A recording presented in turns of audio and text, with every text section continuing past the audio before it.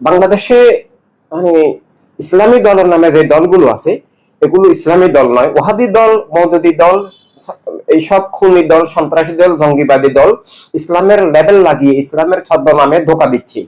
আর বিশ্ব ইনসানিয়াত বিপ্লব এটা সরাসরি ইসলামী দল নয়, এটা মানবতার দল। হ্যাঁ, এটা উৎস ইসলামের যে দেওয়া মানবতার রাজনীতি, মানবতার রাষ্ট্র, এটার উৎস আল্লাহর হাবিব রহমতুল আলমিনের রহমতের দিশা।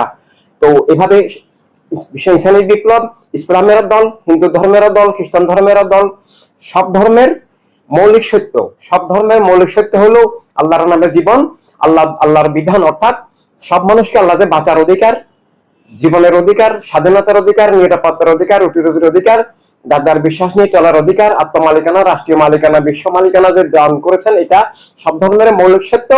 এবং এবং সেভাবে এটা ইসলামের আসল দল যদি থাকে, সব ধর্মের প্রতিনিধিত্ব যদি থাকে, সেটা অনলি বিশ্ব ইসলামী বিপ্লব।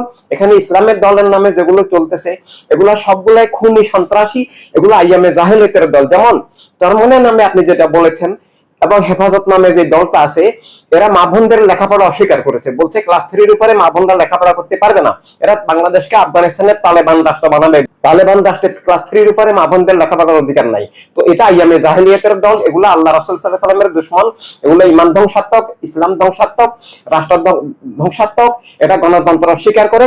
তাই চরমোনাই, হেফাজত বা জামাত শিবির নামে যে মৌদুদিবাদের দল, যারা 5 আগস্ট হাজার হাজার পুলিশ হত্যা করেছে, 71-এ ওরা পাকিস্তানি খুনি বাহিনীর সহযোগী হিসেবে এখানে গণহত্যার শরিক, এভাবে এরা ইসলামী দল নয় এবং ইসলামের রাজনীতির এবং সব ধর্মের মানবতার প্রতিনিধিত্ব করে একমাত্র ওয়ার্ল্ড হিউম্যানিটি রেভলিউশন, বিশ্ব ইনসানিয়াত বিপ্লব।